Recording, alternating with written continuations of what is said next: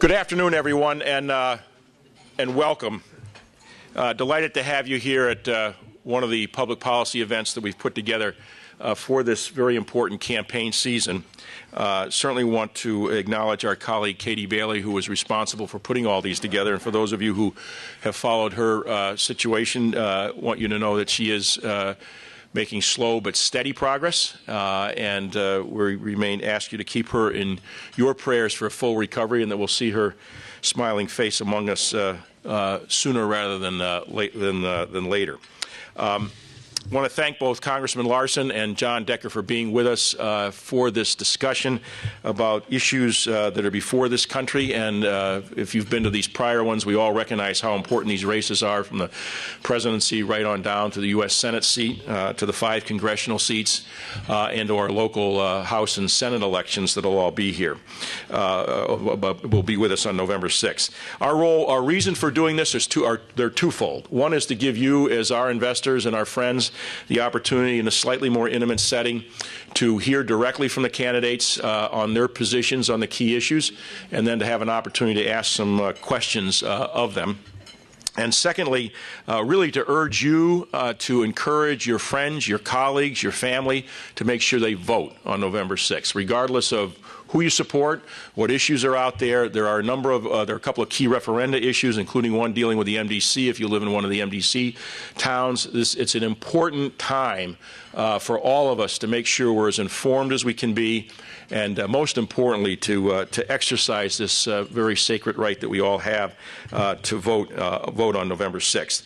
So please do encourage your friends, your families, your colleagues to make sure that they are taking the opportunity and really the responsibility to vote on the 6th. We have 3 more events coming up. One on the 23rd on the 5th District with the Democratic candidate Elizabeth Esty and the Republican candidate Andrew Rohrback.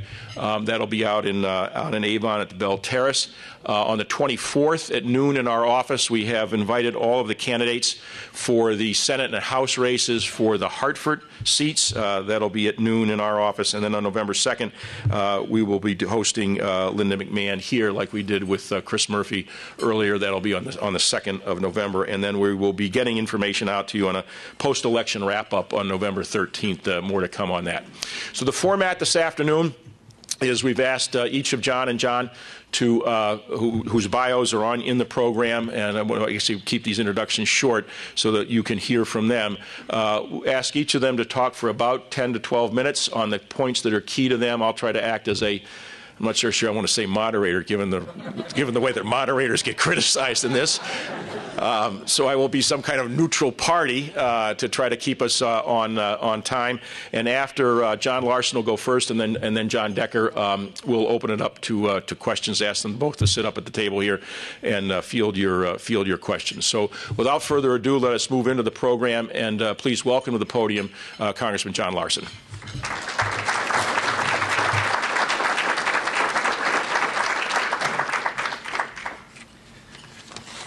Well, thank you very much, Oz, and always a pleasure to be here before the chamber. And you're right, Oz, this is an important election, a transformational time for the nation. We've been through a lot over the past decade and the last 4 years. I'm an optimist and continue to be so, and largely because of the work that's been done for this district. I'm very proud of what we've been able to do, not only for the city of Hartford and the 26 towns around it, but especially for our manufacturing base.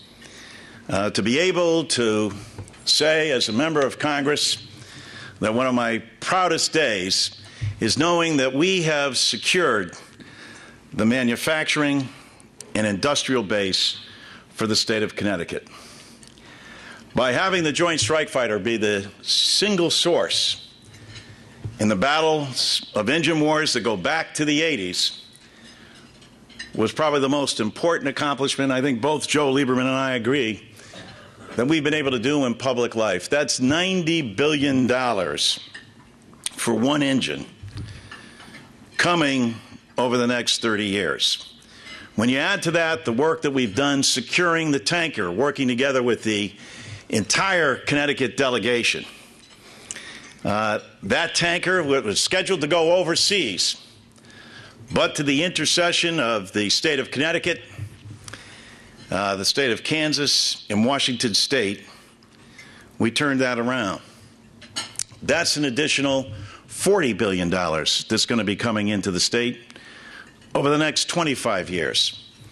And when you add to that the work that we've been able to achieve as a delegation, and a tip of the hat to Joe Courtney with the subbase, and when you consider the supply chain for that subbase is primarily 167 of those machine shops are located in the 1st District. That has been great. I wish they were in the pipeline so that these jobs will be coming on board sooner. But to preserve more than 8,000 jobs and the pensions and the security of the people that work there, understand the commitment that we have to make. And I want to commend this chamber for working hand in glove with us and the Department of Labor and the Department of Higher Ed and the Connecticut Center for Advanced Technology to create manufacturing matches. So as when frustration abounds in Washington, D.C., we have the ability to roll up our sleeves and get something done here in the state of Connecticut. I'm proud that people have come from Washington, D.C. and looked at that and said this is a model that we could utilize for the country. And I thank the Chamber for assisting us and helping us in this important, most important thing of all is job creation. The simple dignity that comes from a job that allows a person to look across the dinner table at their spouse and their children and know that they're secure. We also have focused in the area of transportation and health care. And again, for this city, I'm so proud of what we've been able to do.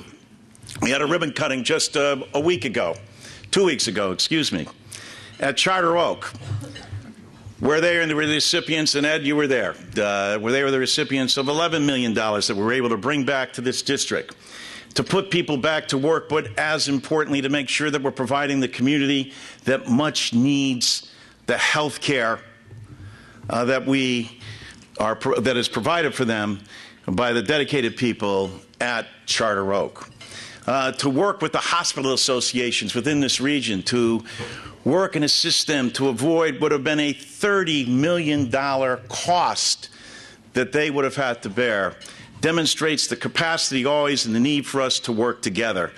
I continue to believe that government operates best as a collective enterprise, meaning that when the private sector, the public sector, academic sector, and labor all pull together, the nation succeeds. We haven't seen that in Washington. And yet to pass any kind of legislation, including getting the Joint Strike Fighter, you have to work across the aisle. I'm proud to have introduced more than 87 bills with members of the Republican Party. Because in order to accomplish things, that's what you have to do. I'm so proud to have brought in not only members of the Republican Party, but agency heads from Washington. District doesn't mean just a representation that you have here and what you're able to do on the floor of the House of Representatives. It means bringing Washington to Hartford. And in doing so, and having Ray LaHood here on more than a half a dozen times, we now have seen, because we had the ribbon cutting as it relates to a significant part of transportation in the whole scheme of intermodal high-speed rail, something that has been a vision forever in this state, we were able to achieve. That's an additional $121 million that is going to be coming in for construction to this region. And the sad thing is, there's so much more that could be done. The sad thing, and you all know it, because I hear it all the time when I talk to people, they'll say, my God, a pox on both your houses down there. Why can't you get together and move the nation forward? And it is sad, because I believe most members, no matter what their political persuasion, want to see that happen.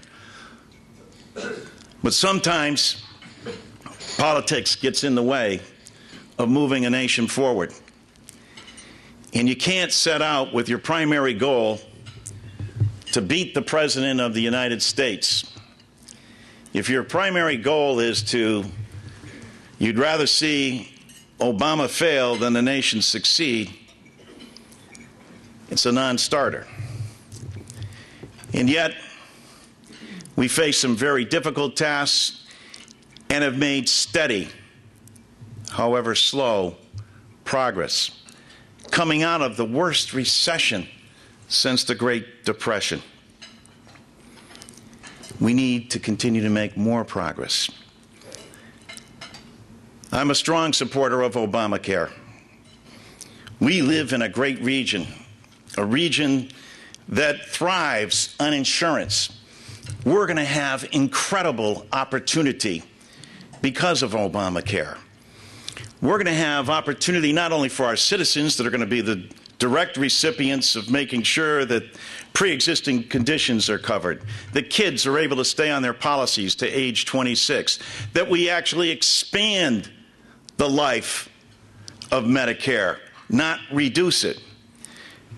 Close the donut hole for so many of our elderly, but also take the genius of the private sector as a vision designed rather successfully in Massachusetts by Mitt Romney, but now everyone seems to be running away from. We need to pull everybody together in a manner in which we take the great talent of our insurance industry and the governmental sector and the academic center and make the best healthcare system in the universe. We have to end the gridlock and start reaching across the aisle the way this president has done time and time again, and to make sure that we're able to continue to take this nation forward. It is a deep honor for me to serve this district. I thank you for that opportunity. I'm proud to bring people here from this district, whether it's boom pickings on natural gas, or I just left a meeting with Myla Wiley, who talked about the social justice needs and racial inequality that exists all across the nation and what we have to do to combat that. It is a diverse and dynamic district, but it's vibrant and our best days are ahead. And Hartford is definitely on the march, and so is the state of Connecticut in this region. And it will be my honor if you provide me another opportunity to serve this district and the state for another 2 years. Thank you so much. Thank you very much. Congressman, thank you very much. And I'll please welcome to the podium the Republican candidate for the 1st District, John Henry Decker. John?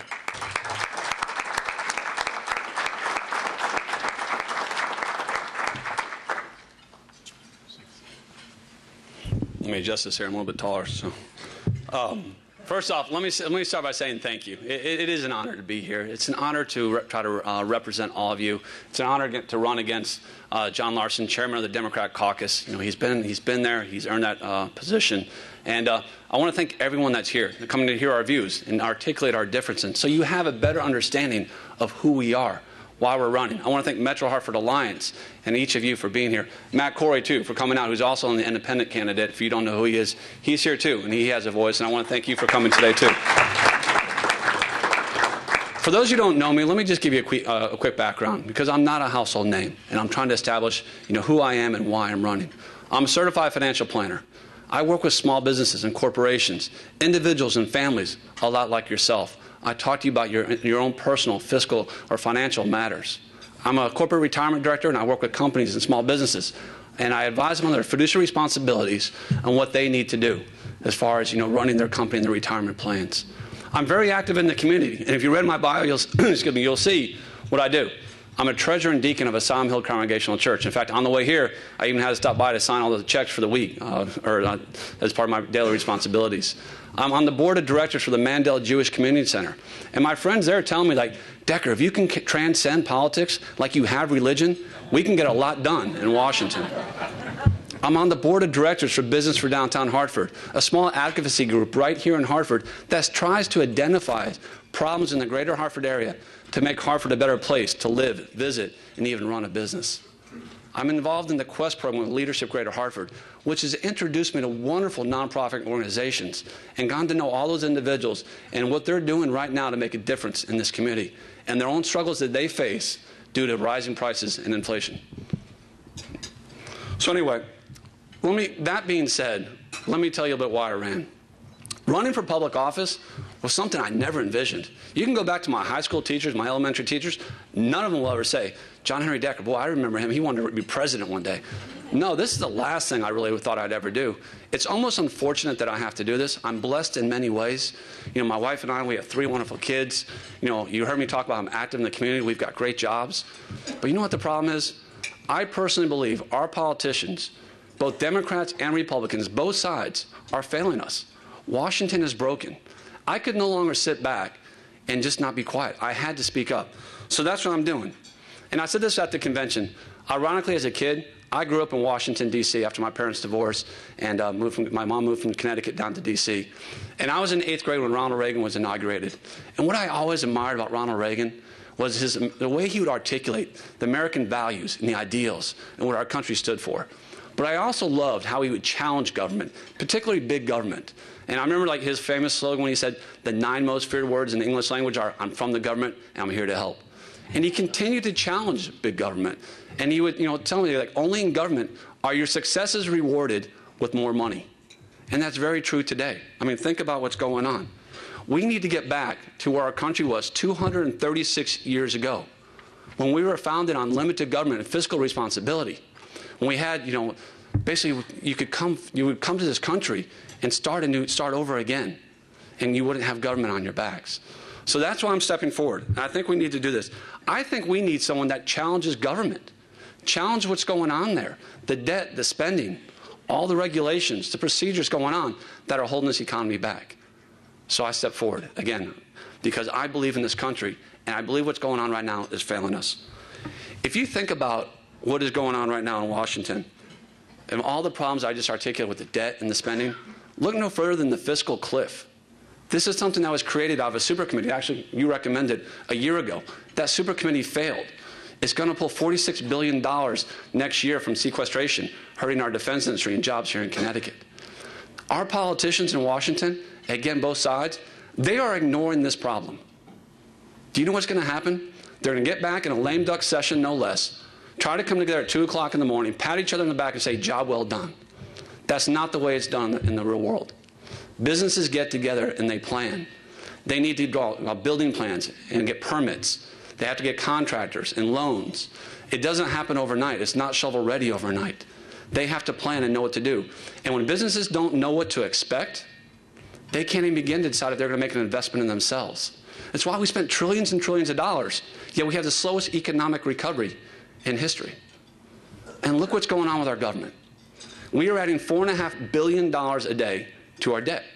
It's unsustainable. To quantify that real quickly, we celebrated a new magnet school that opened in East Hartford, Glastonbury line. That cost $37 million. It's a great new school. We could build 132 of those schools every single day for what we add to our national debt. People on food stamps have gone from 32 million to almost $47 million. 47 million people right now. Our unemployment remains excessively high at 7.8%. And that's only if you count the people that are looking for jobs. Forget the 7.8% if you look for people that have given up looking or have dropped off the labor participation rate. And our state is at 9%. And even here in Hartford itself, we are at 17.8% unemployment in Hartford. How is our government helping people in this district? It's failing us. We have to do better. We can do better, and we must do better. We can't accept this. Our national debt is now $16.1 trillion. We're rapidly approaching that new national debt ceiling. We've added $1.7 trillion in 14 months. When I talk about unsustainable, that's the problem. But our Congress is too divided. They're not coming together, and our economy is not working. Businesses are shutting down. I talk with businesses each and every day. I walk into their business. I work with some of them. And you know what they tell me? They don't know what to expect right now. And when businesses don't know what to expect, it's why we settle for a 1.3 GDP growth rate. Our economy is getting worse. It was higher 2 years ago. It's even lower last year than it's lowest today. It can't keep going down. We're at stall speed. We cannot continue this way because if we don't grow our economy, our debt is going to continue to mount. And at some point, we'll be forced to make choices we can't. So I don't mean to paint a grim picture, but what I'm trying to say is that we need a difference. We can't keep going the same way we are. It's unsustainable, and you'll hear me say that again and again, because adding $4.5 billion a day and ignoring the problems and waiting to the last moment to solve key issues like the fiscal cliff is not the way to get things done.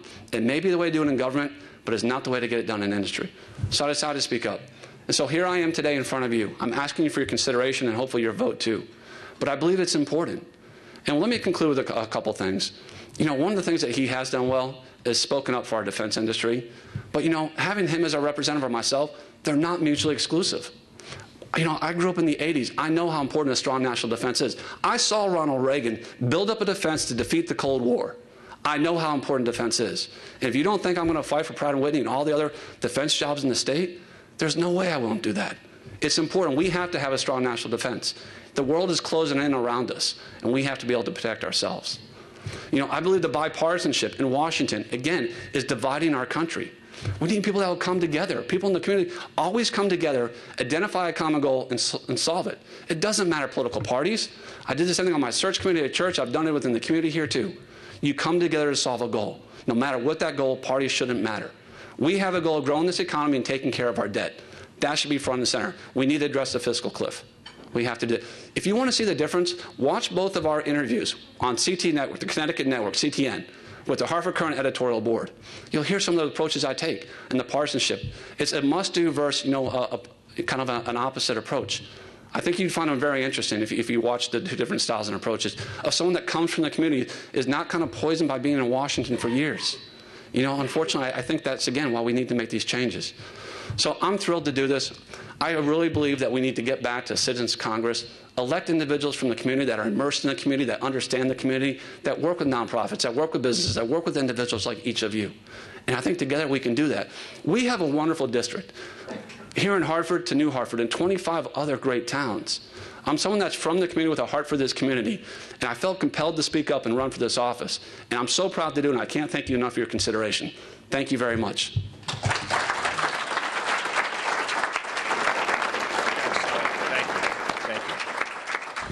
John and John, thank you both very much. What I'd like to do is it will maybe get a little bit past 1 o'clock, but open it up to questions. I think Sally and Meredith, do we have microphones? So Sally will come around with a microphone if you raise your hand. Here's my request, that they be a question, not a campaign statement for your own, with the exception of the independents, obviously, with Jerry, but that be relatively succinct. What I'll ask each of John and John to do is we'll alternate back and forth. I'll ask Congressman Larson to take the first question, try to keep the responses to roughly 2 minutes so the other person gets a chance to respond, and we can get as many questions out that you're interested in asking. So if someone wants to take the lead on this with a question. All right, good. There's somebody. Remember, it's a question at least for starters for me here. At least I introduced him. Thank you. I want to thank both of the candidates for coming down here and speaking with this business community. I have questions for Congressman Larson. Sure. You talk about the manufacturing base in Connecticut, yet the fact is 150,000 manufacturing jobs have been lost since you took office. Why should we embrace your policies? And I'll make sure that John has a chance to respond to that as well. Congressman, you can whichever you're comfortable with.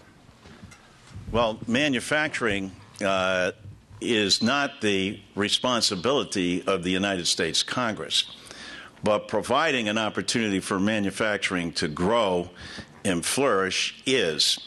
And I'm proud of the work that we've been able to do with manufacturing. I'm proud of what we've been able to do for this district. I'm proud that we were able to win those engine wars that were fought before I was in Congress. But on my watch, I was able to do it. And when engines in a previous administration were going to be sent overseas to be developed, we stepped in and fought as a delegation and won. That's $130 billion coming to this state over the next 20 to 25 years. That's an important achievement. Manufacturing and jobs take place in the private sector for the most part.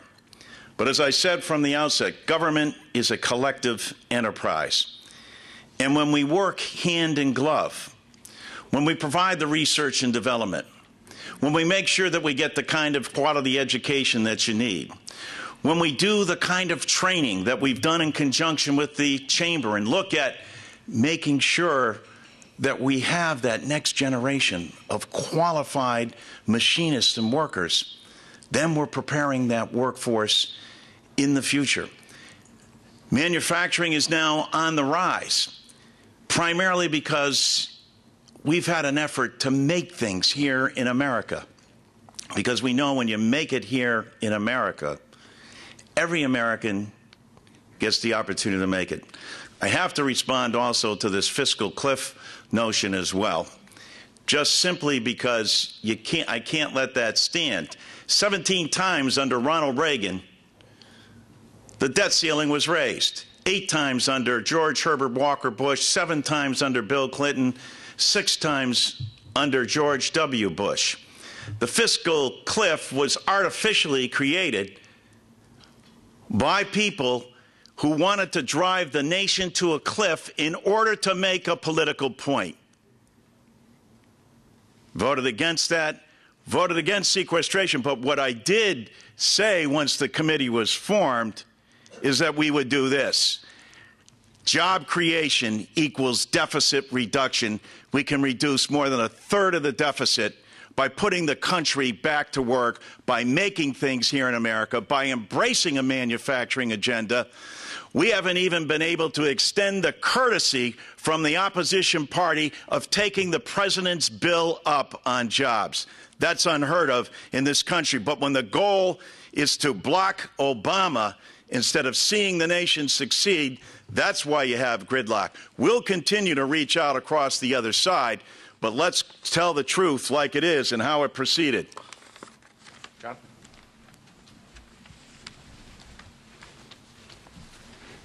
Well, Matt, you already seen the problems of partisanship right here. The fiscal cliff was put in to prevent government and have accountability for limits. But as far as manufacturing, I addressed this when I spoke.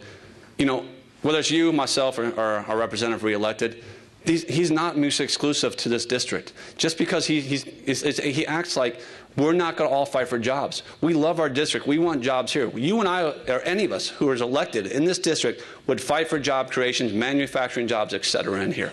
You know, getting to the economy, you know, the difference, and we're seeing the fundamental differences right here. I'm not a believer that the government creates all jobs, this hand-in-glove thing. Our government has gotten in the way of creating jobs with excess regulations right now. It's what businesses are holding back right now. They don't know what to expect.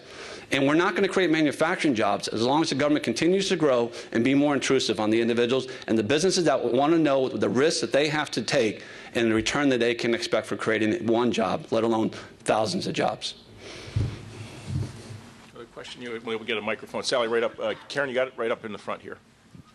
And John Decker will let you take this question first and then go to the congressman. Gentlemen, is this on? Should be on. Is it on? I don't think yeah, it's on. Gentlemen, appreciate you guys coming out today. We've seen a number of issues raised. The biggest one I have on a national basis is the debt. It's just continued to rise. It's gone up $6 trillion over the last 4 years. What steps would you guys take to reduce it, or do you consider it not to be an issue? And secondly, I'd actually like to see you guys in a head-on debate. Have you guys considered doing that? Let me take this out. I have requested numerous debates. I'm still trying to do them. I've been rebuffed numerous times. I was even told I could wait outside once by when he spoke, you know, and we could talk about it then. So we'll see if it happens, you know, if we can get a formal debate.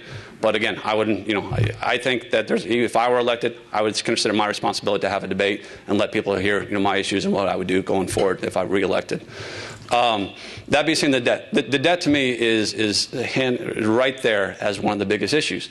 And, you know, he's right. The economy will take care of the debt. I mean, if we can get the economy growing, we're going to have more people working. It's a full economic cycle. When you have more people working and you create jobs, people have more confidence. With that consumer confidence, they're going to spend more. More spending is going to drive the economy. Businesses are going to notice that. They're going to start hiring more and more people. And that, in turn, is going to create revenues to the government in the form of taxes paid to the government to reduce our debt and our deficits. But again, it gets down to how do we grow the government? Is the government always the best solution? Are they the ones that create jobs? I don't believe the government's a creator of jobs. I believe they create the environment in which jobs are created, pro-business, anti-growth. And right now, I think we're the other way right now. Look at regulations like Dodd-Frank that are being written. Still 37% of the regulation, of all the regulations, 221 regulations that were supposed to be put into effect, only 37% of them are finalized. Banks don't know what to do right now. They're not lending right now. Businesses can't get loans right now. This is why, again, we're spending trillions of dollars and we're not getting real economic growth. It's actually decelerating to that 1.3% growth. So, no, I'm focused on the debt. But the best way to do it is not to raise taxes on people, not to cut taxes. Although I would cut the corporate tax rate. We now have the highest corporate tax rate in the world. Japan cut their rate earlier this spring, and now we're at 35%. Highest in the world. I would let companies repatriate cash that they have overseas. There's over $2 trillion of cash overseas. Let it come back at a reduced rate. Bring the money back. If we don't let them bring that money back, those jobs are going to be created overseas. That money will be invested over there. Reform the tax code. Look at the regulations. Address the fiscal cliff. These are all things that, if put into effect, would get more people working, the economy going, and creating jobs, reducing that debt.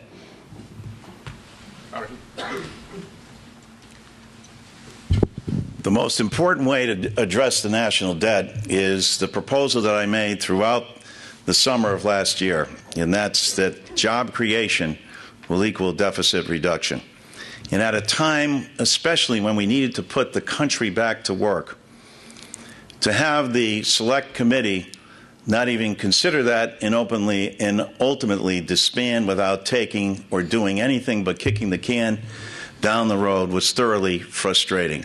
So you had a situation with fiscal cliffs, which this country has routinely dealt with under our presidents, artificially developed, and then used politically to create yet another special select committee that was artificially created, a term called sequestration.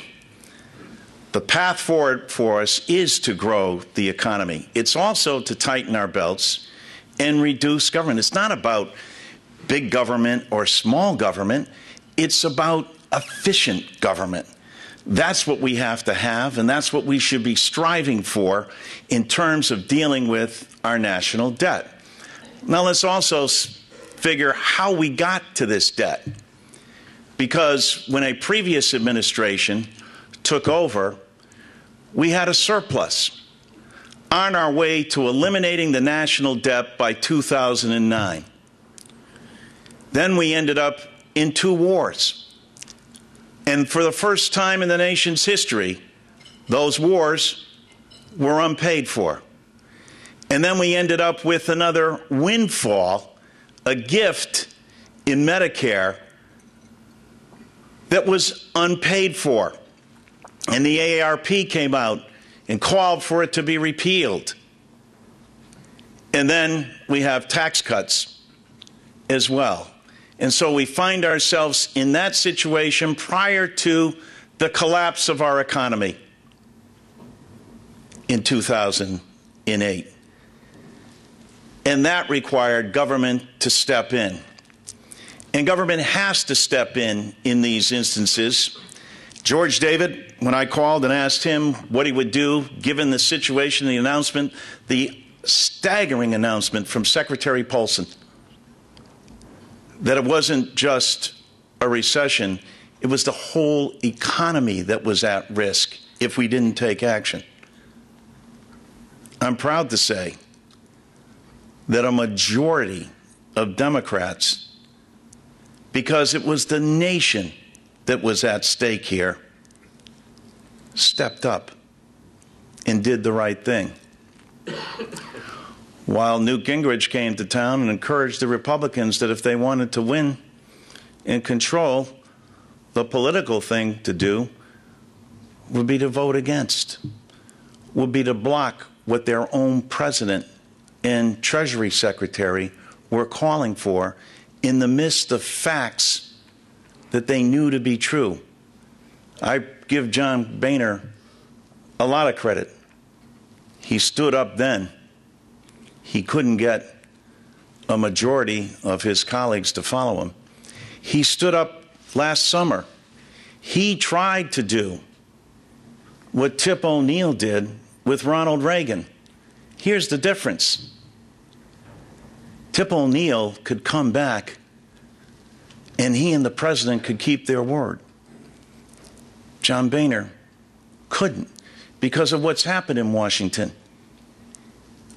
Described best by Daniel Webster, that when you have a party at war with its own government, who believes that government is the problem to everything, it's awful hard to get things done. The deficit is an enormous problem.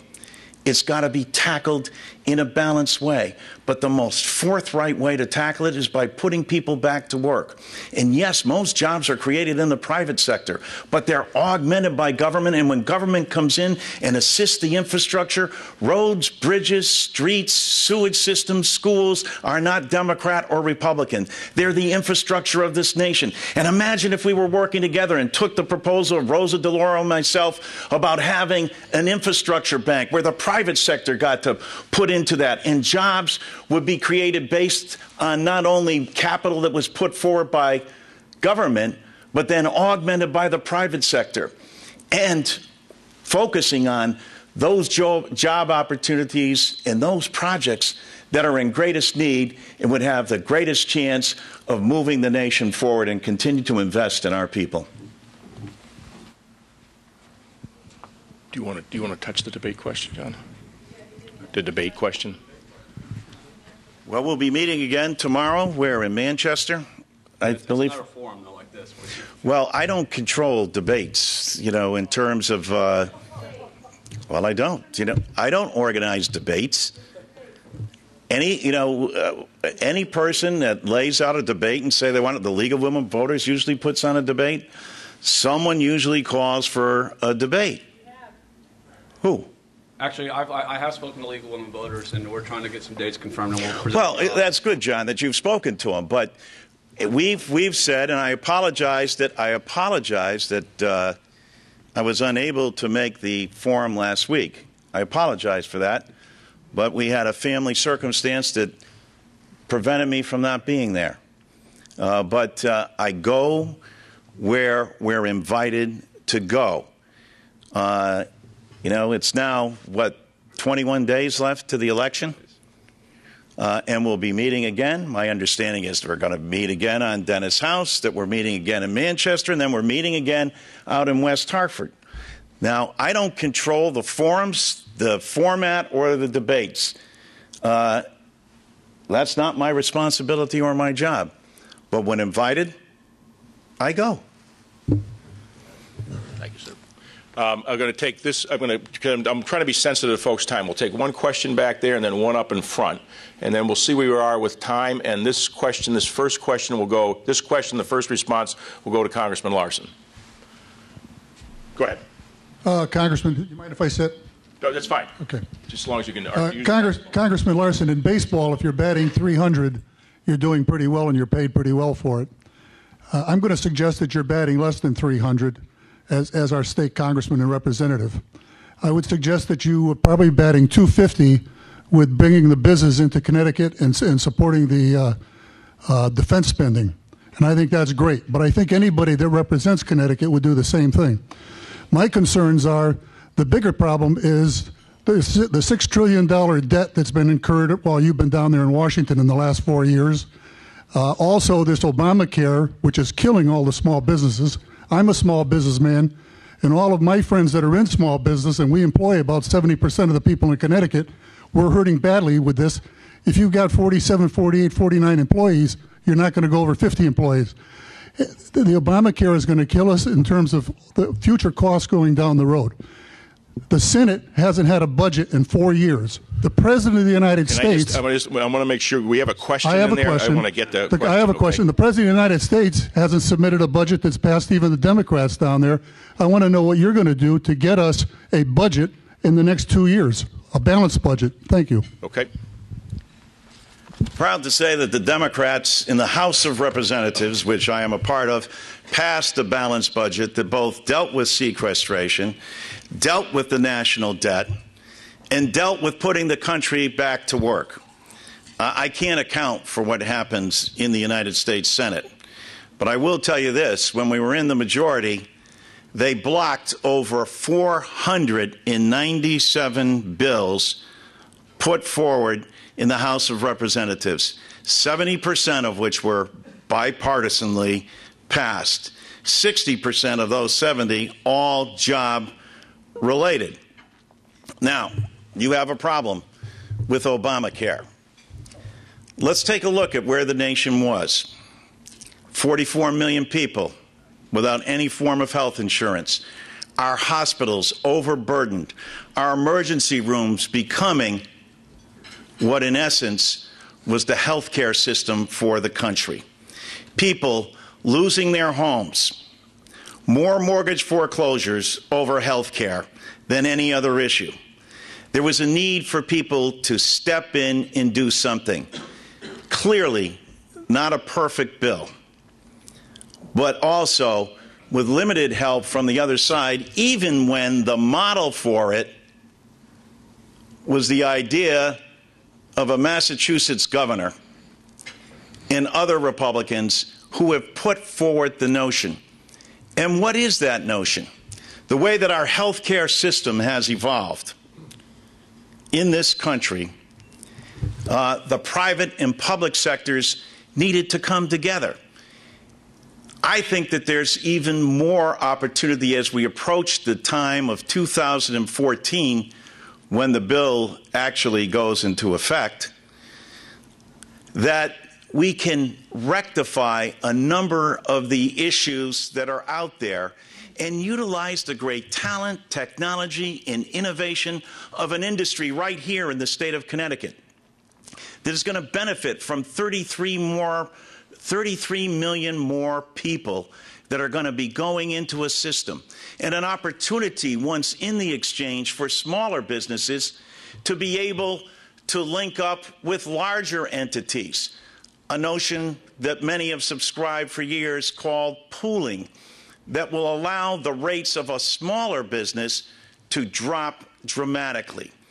But essentially, and most importantly, pre-existing conditions, children being able to stay on the policy, screenings for the elderly, making sure that you have preventative care, which will both lengthen the life and provide quality of care as well. Reuters came out with a study that said $750 billion annually. $750 billion annually in waste, inefficiency, fraud, and abuse. Their study just this past year shows that in the area of fraud and abuse, Medicare fraud supersedes drugs and prostitution nationally. These are the areas that we have to attack. These are the areas where we have to drive down the cost. But clearly, in terms of a nation in need of health care, this issue had to be addressed. Would it be that we could all pull together and make sure that as we go forward, we have a program and a plan that's accessible, that provides quality, that's affordable, but also takes care of all Americans and uncouples that burden. We can do this as a country. I remain an optimist, although I may only be hitting 250. If I have to drag bunt and get down the first baseline, we're going to do it. Girardi will put you in the lineup this afternoon, I can tell you that. Go ahead, John. Well, the good news is I don't have a batting average. I'm the rookie called up for the first at bat. Maybe I'm a little coming in late at night, they bench Rodriguez or something. But you know what? Again, this is the problem. We haven't had a balanced budget. We haven't had a budget submitted and passed since April 29th of 2009. Nearly 4 years without a budget. The last budget submitted by this president was voted down 416-0 in the House of Representatives, and you abstained. You didn't vote, correct? It's not the president's budget. It was the president's budget that submitted. That wasn't the president's budget. Voted. That was the Republican budget. It was 416. If it was Republican budget, there would have been votes for it. That's a misstatement of fact. All right. I doubt if the Republican budget had been voted upon, they all would have simultaneously voted against it. Regardless, we have not had a budget. They never pull political stunts down there like that. Imagine running your own house or your own business, as you say you're a small business owner, running your own business without having a budget or checking your balance for 3.5, 4 years. It can't be done. You have to balance it. That's why we have trillion-dollar deficits. When we print money, we're hurting people across our district. You know, when you print dollars, you raise food and gas prices. Your costs and expenses are going up for your own businesses. People in Hartford are the poorest demographic in the nation. You know what the median household income is in Hartford? $26,000. In 2000, it was $24,800. They've barely gone on cost of living. That's why the median household income went down $4,300. We're printing dollars because we don't have a budget. We can't even balance our budget. So I don't understand, you know, again, this is the problem with parties. They won't come together. It's divisive already. We need sides to come together and stop the partisanship. We need to work together because failure to do this is going to be disastrous. It's going to be worse than Greece. It's going to be worse than Spain. And we're on borrowed time right now already. We paid $454 billion in total net interest on our debt. That's money from our pockets. We can't continue this way. We have to have a budget. Any business, any homeowner knows you have to balance your checkbook. As far as Obamacare, I'm offended the way it was thrown through Congress, in the Senate, the buy-offs, the Louisiana Purchase, the Cornhusker kickback, bribes and things, the political cover given to individuals so it looked like it was going to be budget neutral. It's the only way it passed. It takes away from the doctor and patient decision-making process. Talk to any doctor. Any doctor will tell you that they're going to lose control with the introduction of the Independent Payment Advisory Board. It's not budget neutral now anymore. It's already added $1.9 million. The premise of Obamacare was a fantastic thing. Everyone is going to agree. I'll agree. You know, again, I'm not a politician. I'm doing this because I agree. We need to give health insurance to all people. Giving, you know, pre-existing conditions and age till 26 are good ideas. But so is the importance of addressing the cost and escalating costs of health care. That was thrown out. This became a government monstrosity with everything thrown on it. And they forgot about the cost component. They forgot about the importance of the doctor-patient relationship. That's my problem. They forced it through in a special reconciliation process. Again, it's a problem with our government right now. That's why we need individuals like myself or Matt or anyone else that has the courage and wants to step forward and put themselves up here. Do it. I would endorse you. I would support you. It's not an easy thing to step up and say, go against your government sometimes. But, you know, it's been done before success, and we have the greatest country in the history because of it. And we can do it again. Thank you. I'm going to take Mike. Mike, did you have a different question on a different topic, or? A little bit of overlap, but yes, a different. Okay, I want to be respectful of both candidates' time here. We're a little bit past 1:05 or so, and what we'll do is have this question. And John, John Decker, take the first response. Okay. This is just a general question to both of you, and it begins with my perception. You've both alluded to the fact that there is this division in Washington where the cooperation doesn't exist like it had in the past. My perception is that that is a result of the extreme components of both parties, not one party or the other. I understand your commitments to try to be cooperative, but as I stand here on a practical level and look at what has happened in the last few years, my question is, will we be able to fix that problem, and if so, how? Mike, the simple answer is we have to.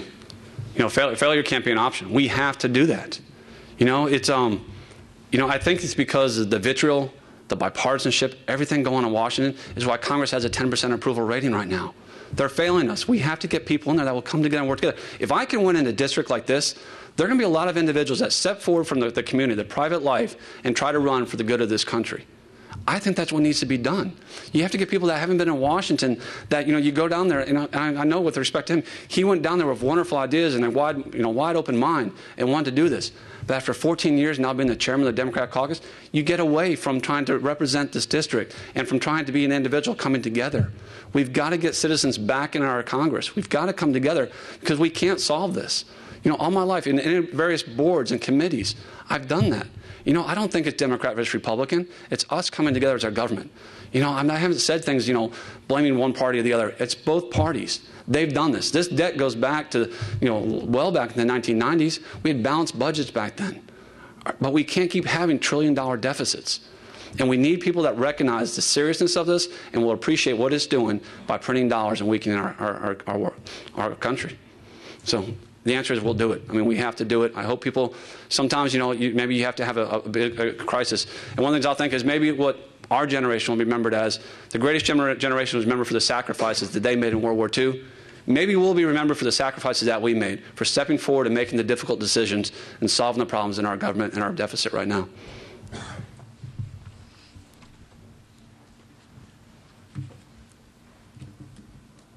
I think historically, the two-party system has been something that has worked. And for the most part, we had an opportunity, though clearly both sides, in terms of the extremes that come from parties, have great ability to polarize a situation at any point in history. So you have to go back to history and also look at the history of the Congress, and then what kind of prescriptions you need to actually have people come together. And it was rather unique what happened in Congress in 2010, when you had a burgeoning new group of people, many as altruistic and as decent as John, saying that they wanted to come to Washington because they had an idea that government was the problem, and they were going to change things in Washington. They were going to put the country back to work. They were going to focus on jobs. Funny thing happened on the way there. They got co-opted. Elections will make a difference in terms of who people will send to Washington to represent them. And people ultimately will make that judgment on whether or not they believe the individual has the interests of their constituents at heart and is focused on getting the job done for the country. I said in my opening remarks, I've been in the minority and I've been in the majority. I obviously prefer the majority, but most of the time that I've been in Congress, I've been in the minority. I've had to work with the other side. But that has been my history, whether I was in the United States Congress, whether I was in the Connecticut State Senate, whether I was a member of the Board of Education or the Town Council. That government works best as a collective enterprise. And it works better when you're working and understanding the need to compromise. The group in Washington currently views compromise as a negative term. If you want to join that group, I think that it's a recipe for disaster. I'm an eternal optimist.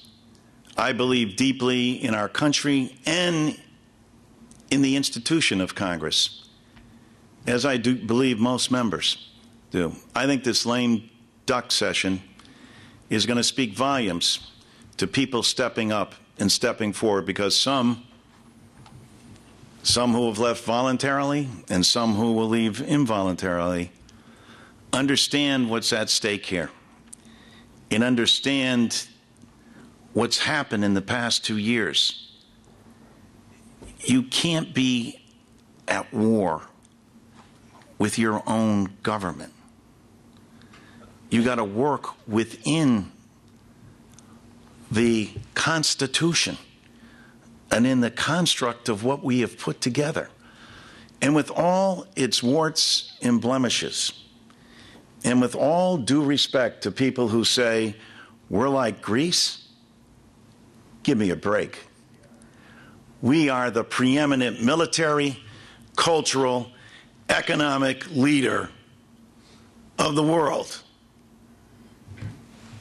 And all it takes is government to continue to work together so that every place in the world that currently is experiencing the same kind of global economic conditions that we are will say, that's where we want to park our money. That's where we want to make our investments. That's where the best patent laws are. That's where the best legal system is.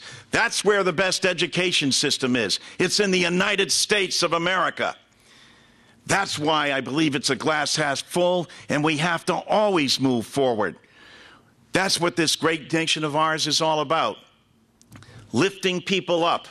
Yes, we salute and admire rugged individualism and salute entrepreneurialism in our system of capitalism. It's the best system in the world. But we also, as part of that great system, are part of a larger community, something called the United States. And under we the people, in order to form a more perfect union, we strive to make sure that those who work hard and play by the rules get protected by their government. And that's why economic security and a social safety net of Social Security, Medicare, and yes, Obamacare are there for the people who, when they work hard and play by the rules, but through no fault of their own, find themselves in difficult situations, their government has their back. I assure everyone in this district that I will continue to have your back in the United States Congress. I want to, again, be respectful of both candidates' time and your time. So let me just say that I hope that, and I know there are people out here who feel strongly about each of John and John, and appreciate you giving them both a chance to give their answers. I think most importantly, all of us salute both of them for their willingness to run. These are extraordinarily challenging times, and to have a choice in the 1st District that each of them represent, I think, is significant. I certainly want to thank all of you for taking the time to be here and have your interest in this, to ask questions. I'm sure both of them will be able to stay around for a few minutes, but please join me in giving them both a warm round of applause, and thank you.